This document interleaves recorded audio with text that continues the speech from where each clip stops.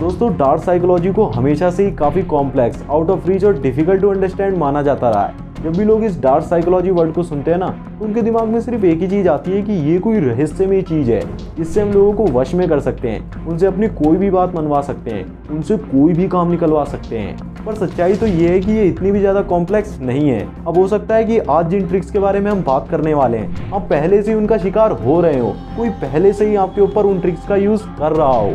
आपके लिए dark psychology के बारे में सीखना सिर्फ इसलिए ज़रूरी नहीं है क्योंकि आप इसकी हेल्प से लोगों को मैनिपुलेट कर सकते हो, उनसे अपना कोई भी काम निकलवा सकते हो, बल्कि आपको डार्क साइकोलॉजी के बारे में सीखना इसलिए ज़रूरी है क्योंकि आज के टाइम पर लोग जनरली आपके ऊपर इन ट्रिक्स का यूज़ करते हैं और आपको मैनिपुलेट करते हैं। लेकिन आपको कभी भी इन ट्रिक्स का यूज़ नेगेटिव वे में नहीं करना है, इससे सामने वाले को काफ़ी ज़्यादा नुकसान हो सकता है। तो हमारी ट्रिक नंबर 1 है सोशल प्रूफ। किसी भी चीज़ का सोशल प्रूफ देना। जब हमें ऐसा दिखाया जाता है ना कि काफ़ी सारे लोग उस चीज़ को खरीद रहे हैं, तो हम भी उस पर विश्वास करके उसे खरीद लेते हैं। इनफैक्ट कई लोग तो सिर्फ इसीलिए किसी चीज़ को खरीदते हैं क्योंकि उसे काफ़ी सारे लोगों ने ले रखा है। फॉर एग्जाम्पल, कई बार ऐसा होता है जब हम किसी चीज़ को खरीदने जा रहे होते हैं तो हम पहले ही घर में ये डिसाइड कर लेते हैं कि हमें क्या लेना है, कौन सी चीज़ लेनी है, किस मॉडल की लेनी है। और फिर जब हम दुकान पे पहुंचते हैं तो जब उस दुकानदार के पास वो चीज़ नहीं होती है, तब हमें वो कोई दूसरा प्रोडक्ट दिखाता है और ये कहता है कि ये तो न्यू आया है मार्केट में और सबके पास यही है। इनफैक्ट वो अपनी जेब से निकाल कर वही दिखा देता है, ये देखो मैंने भी यही ले रखा है। फिर हम सोचते हैं कि यार इतनी बड़ी दुकान है फ़ोन की, इसने यही फ़ोन क्यों लिया, वाकई में ये फ़ोन अच्छा होगा। और हम कई बार उस फ़ोन को ले भी आते हैं। कई बार तो ये ट्रिक काम भी कर जाती है, लेकिन ज़्यादातर ये ट्रिक से नुकसान ही होता है। जब हम किसी भी चीज़ का सोशल प्रूफ दे देते हैं ना, तो लोगों से अपनी बातें मनवाना और भी ज़्यादा आसान हो जाता है। फॉर एग्जाम्पल, बड़ी बड़ी जो एड एजेंसीज होती है ना, वो भी इसी टेक्निक का यूज़ करती हैं,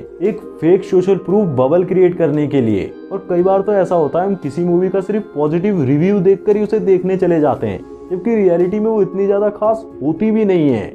influence the psychology of persuasion book में रॉबर्ट बताते हैं कि जब भी कोई ऐसी सिचुएशन होती है जिसमें हम कंफ्यूज्ड फील करते हैं, तो वहाँ हम अपने अराउंड लोगों को देखकर, स्पेशली सेलिब्रिटीज़ को देखकर, सोशल मीडिया वगैरह को देखकर ये तय कर लेते हैं कि हमें क्या करना सही है।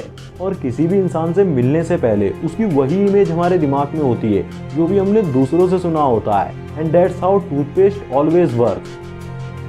माँ का भरोसा और डेंटिस्ट का सुझाव। दूसरी ट्रिक है लव बॉम्बिंग। लव बॉम्बिंग ज्यादातर रिलेशनशिप्स में यूज की जाती है, यानी कि एकदम से ही प्यार की बारिश कर देना। इस टेक्निक का यूज किसी को भी अपने प्यार में फंसाने के लिए किया जाता है। तो इस टेक्निक का यूज करने के लिए आप पहले किसी को भर भर कर अटेंशन दो, कॉम्प्लीमेंट्स दो, गिफ्ट्स दो।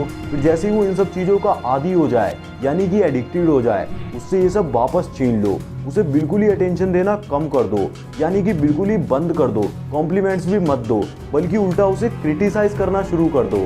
अब तुम उस इंसान के दिमाग से खेल रहे हो, वो इन सब चीज़ों का एडिक्टेड हो चुका है, वो इसके बिना नहीं रह सकता। उसे तुम्हारी अटेंशन चाहिए, इंपॉर्टेंस चाहिए तुमसे। अब वो तुम्हारे पीछे भागेगा जब उसे क्रेविंग होगी उन सब चीज़ों की, फिर वो तुम्हारा गुलाम बन जाएगा। अगर आप भी इस टेक्निक का शिकार नहीं होना चाहते तो इन सारी बातों को ध्यान में रखना। अगर कोई आते ही कॉम्प्लीमेंट्स पे कॉम्प्लीमेंट्स देना शुरू कर दे और ये कहे कि मैं तुमसे बहुत प्यार करता हूँ, मैं तुम्हारे बिना नहीं रह सकता, तो समझ लेना कोई गड़बड़ है। वो आपसे कोई काम निकलवाना चाह रहा है, या फिर वो प्यार की बारिश कर दे तो भी गड़बड़ है। और अगर कोई तुम्हें कभी भी क्रिटिसाइज नहीं करता तो ऐसे लोगों से जरा बच के रहें, वो पक्का तुमसे कोई काम निकलवाना चाह रहा है। ऐसे लोगों से जरा सावधान रहें। तो हमारी तीसरी ट्रिक है रीजन। परसुएशन की डार्क ट्रिक्स में ये काफ़ी ज़्यादा सिंपल है पर बहुत ही ज़्यादा इफेक्टिव ट्रिक है। मैनिपुलेटर्स को जो चाहिए उसके लिए रीजन और लॉजिकल आर्गुमेंट्स देकर टारगेट को कन्वेंस किया जाता है। फॉर एग्जाम्पल, आपके पास 2 होमलेस इंसान आते हैं। पहला तो आपसे सिर्फ इतना बोलता है कि मुझे आप पैसा दे दो, मुझे पैसा चाहिए। और दूसरा इंसान ये बोलता है कि मुझे पैसा इसलिए चाहिए क्योंकि कल से मैं भूखा हूँ। तो यहाँ पर काफ़ी ज़्यादा चांसेस हैं कि आप दूसरे वाले को पैसा दे दोगे, दूसरे वाले को पैसा देने के बारे में सही समझोगे, क्योंकि उसने आपको एक रीज़न दिया कि क्यों आपको उसे पैसा देना चाहिए। एक मास्टरमाइंड इंसान जो कि बैंक लूटना चाहता है और उसे किसी हट्टे कट्टे इंसान की ज़रूरत है, तो वो किसी कमज़ोर, गरीब या फिर अनएम्प्लॉयड इंसान को ही ढूंढेगा और उसे सारे कॉन्सिक्वेंसेस के बारे में बता देगा कि कैसे सिर्फ बैंक लूटना उसकी सारी फाइनेंशियल प्रॉब्लम्स को ख़त्म कर सकता है और ऐसे उसे कोई पकड़ भी नहीं पाएगा। और उसका रीज़न इतना ज़्यादा स्ट्रॉन्ग होता है जिससे कि वो इंसान इजीली मैनिपुलेट हो जाता है और यहीं से तैयार होता है एक नया क्रिमिनल। यानी कि जितने भी क्राइम होते हैं उनके पीछे ये आर्ट ऑफ परsuasion का ही हाथ होता है। इसीलिए आप कभी भी किसी से कोई गलत काम करवाने के लिए इन टेक्निक्स का यूज बिल्कुल भी मत करना। Trick number 4, self abasement. सामने वाले से हमेशा अपनी बात मनवाने के लिए हमारे पास एक स्ट्रॉन्ग पॉइंट हो ये जरूरी नहीं होता। जरूरी यह है कि हम सामने वाले को फोर्स करके, इंसल्ट करके भी उससे कोई बात मनवा सकते हैं और इसे प्रूव करता है सेल्फ अबेसमेंट। मैनिपुलेटर्स को जो चाहिए उसे पूरा करने के लिए वो खुद को हम्बल करते हैं, खुद की इंसल्ट कर लेते हैं। मोस्टली इसका यूज किया जाता है अपनी बात मनवाने के लिए, खुद पर भरोसा करवाने के लिए और माफी मांगने के लिए भी, और कभी कभी इसका यूज रिलेशनशिप्स को स्ट्रॉन्ग करने के लिए भी किया जाता है। सेल्फ अबेसमेंट यानी जब हम खुद को इंसल्ट करते हैं तो ये थोड़ा रिवर्स साइकोलॉजी से रिलेट करता है। जैसे कि आपका पार्टनर आपसे नाराज है और आपके अंदर मनाने की बिल्कुल भी पावर नहीं बची है, तो यही काम करेगा सेल्फ अबेसमेंट। ये ऐसे काम कर सकता है, आप उससे बोल सकते हो कि मैं तो बहुत ही ज़्यादा बुरा हूँ, मुझे तो रिलेशनशिप संभालना ही नहीं आता, मैं तो काफ़ी ज़्यादा बेवकूफ़ हूँ। और ऐसे ही 4-6 लाइन मैनिपुलेट करने के लिए काफ़ी होती हैं और मेनली इस टेक्निक का यूज़ लड़कियाँ सबसे ज़्यादा करती हैं। वो अपनी थोड़ी सी बुराई करके सामने वाले से काफ़ी सारी तारीफ निकलवा लेती हैं। ट्रिक नंबर 5, गो स्लाइटली रॉन्ग। साइकोलॉजी की एक ऐसी ट्रिक है जो कभी नोटिस भी नहीं होती और हमेशा काम करती है। जो टॉप क्लास मैनिपुलेटर्स होते हैं वो भी इसी टेक्निक का यूज़ करते हैं किसी से भी अपना काम निकलवाने के लिए। इसमें थोड़ी सी गलत इंफॉर्मेशन वो भी पूरे कॉन्फिडेंस के साथ सामने वाले को बताई जाती है, जिससे कि मैनिपुलेटर को राइट इंफॉर्मेशन मिलती है, प्लस कुछ एडिशनल बातें भी पता लग जाती हैं। आप अपने आस पड़ोस में ही आंटियों को इस टेक्निक का यूज़ करते हुए देख सकते हो।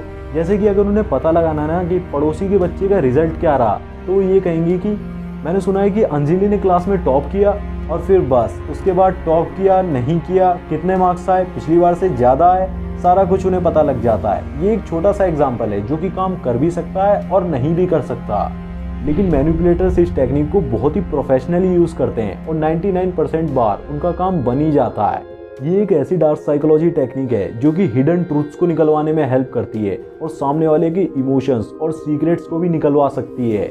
अगर आप भी इस टेक्निक का यूज़ करना चाहते हो तो आपको पहले कॉन्वर्सेशन में कुछ इनएक्यूरेट बोलना होगा, पर ये सेटल होना चाहिए जिससे कि सामने वाले को ये पता भी ना चले। फिर एक बार इनएक्यूरेट स्टेटमेंट देने के बाद सामने वाले का ये बार बार मन करता है कि इसे करेक्ट कर दिया जाए और इससे आपको कुछ एडिशनल इंफॉर्मेशन भी मिल जाती है।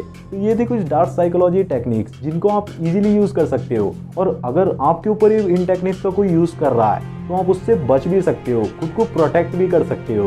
तो दोस्तों आज की वीडियो के लिए बस इतना ही। अगर आप और भी डार्क साइकोलॉजी टेक्निक्स के बारे में जानना चाहते हो तो हमारे आई बटन में दिए हुए वीडियो पर क्लिक कर उस वीडियो को भी देख सकते हो।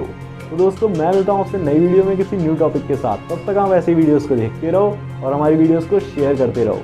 जय श्री राम, जय हिंद, जय भारत।